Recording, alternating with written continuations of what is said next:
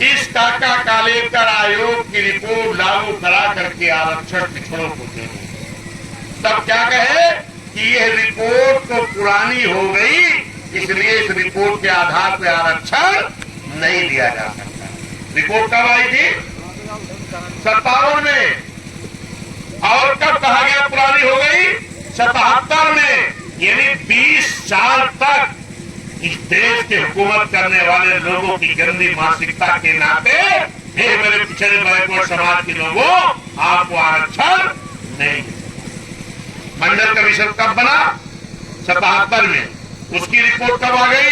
80 में। 80 में रिपोर्ट आने के बाद भी 20 साल तक नहीं लागू किया, कहा गया रिपोर्ट पुरानी हो गई। 80 में जब नई रिपोर्ट मंडल कमीशन की आ गई तो फिर नहीं लागू किया। कब लागू हुआ? 90 में। 90 में पहली रिपोर्ट कब आई थी? 57 में। लागू कब हुआ? 90 में। कैसा साल बीत गया? तो एक नई कमेटी बनी। कमेटी कब बनी? 1952 में। कमेटी का नाम क्या रखा गया? काका कालेकर आयोग। ये कमेटी कब बनी? 1952 में। इसका सर्वे होकर के रिपोर्ट कब आ गई? 1957 में। अगर 57 में रिपोर्ट आ गई तो 57 में इस देश के हुकूमत करने वाले लोगों को आर्टिकल 340 के तहत संविधान की व्यवस्था के तहत बचे हुए पिछड़े समाज के लोगों को 57 में आरक्षण दे देना चाहिए था।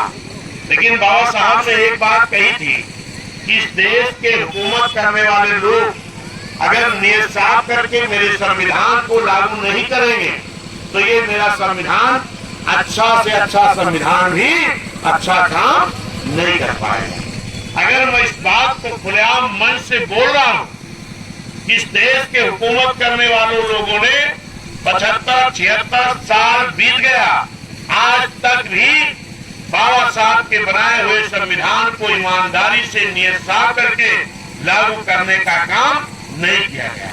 अगर मैं इस बात को कह रहा हूं तो कुछ लोग इस पे ये भी कह सकते हैं कि ये कैसे हो सकता है।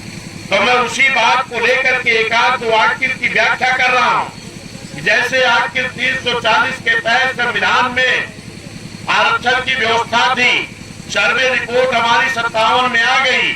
इस देश के अगर हुकूमत करने वाले लोगों की मानसिकता साफ होती, मानसिकता साफ करके संविधान लागू किए होते तो क्या 57 में काका कालेकर आयोग की रिपोर्ट लागू हो जाती कि नहीं लागू? लागू हो जाती ना। किसकी सरकारें थी? कांग्रेस की मानसिकता साफ न होने के नाते बाबा साहब के संविधान को लागू नहीं किया जा सका। कब तक नहीं लागू हुआ? 77 तक।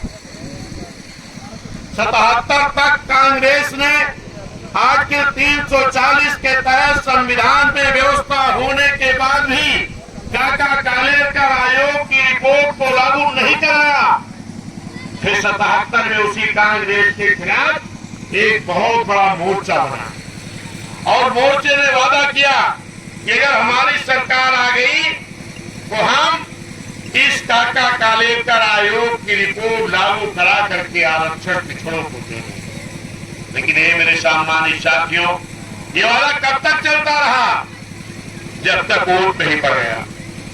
जब वोट पड़ गई, सरकार बन गई, प्रधानमंत्री जी भी बैठ गए कुर्सी पर, तब क्या कहे? तब क्या कहे कि यह रिपोर्ट तो पुरानी हो गई, इसलिए इस रिपोर्ट के आधार पर आरक्षण नहीं दिया जा सकता। रिपोर्ट कब आई थी? 57 में। और कब कहा गया पुरानी हो गई? 77 में। यानी 20 साल तक इस देश के हुकूमत करने वाले लोगों की गंदी मानसिकता के नाते हे मेरे पिछड़े बैकवर्ड समाज के लोगों, आपको आरक्षण नहीं। फिर 77 में रिपोर्ट को पुरानी बता करके एक नई कमेटी बनाई गई। उस कमेटी का नाम रखा गया मंडल कमीशन। मंडल कमीशन कब बना? 77 में। उसकी रिपोर्ट कब आ गई? 80 में। 80 में रिपोर्ट आने के बाद भी 20 साल तक नहीं लागू किया, कहा गया रिपोर्ट पुरानी हो गई। 80 में जब नई रिपोर्ट मंडल कमीशन की आ गई तो फिर नहीं लागू किया। कब लागू हुआ? 90 में।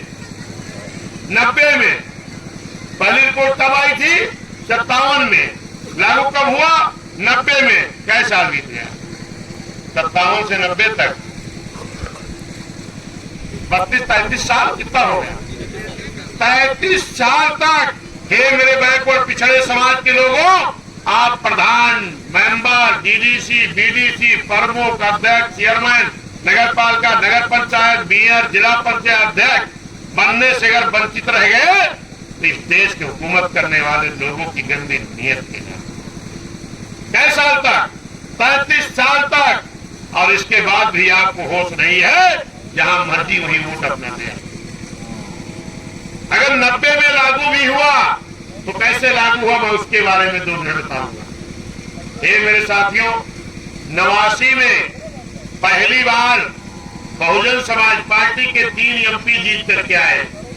बिजनौर से बहन कुमारी मायावती जी, पंजाब से हरभजन सिंह लाखा जी, आजमगढ़ से रामकृष्ण यादव जी। जब 3 एमपी जीत करके आए, माननीय कांसी राम साहब तो बहुत पहले से सर समाज के साथ साथ पिछड़ों की लड़ाई लड़ रहे थे, लेकिन माननीय कांसी राम साहब ने कहा कि आज बड़ी खुशी की बात है कि हमारे 3 एमपी भी जीत गए।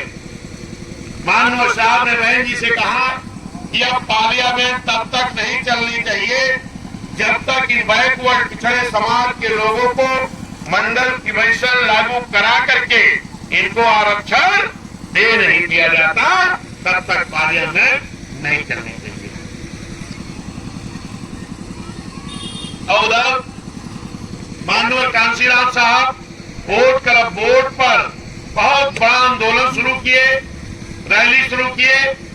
और इधर पूरे देश में बहुजन समाज के लोगों को माननीय साहब ने कहा, क्या आप लोग पूरे देश में आंदोलन करोगे?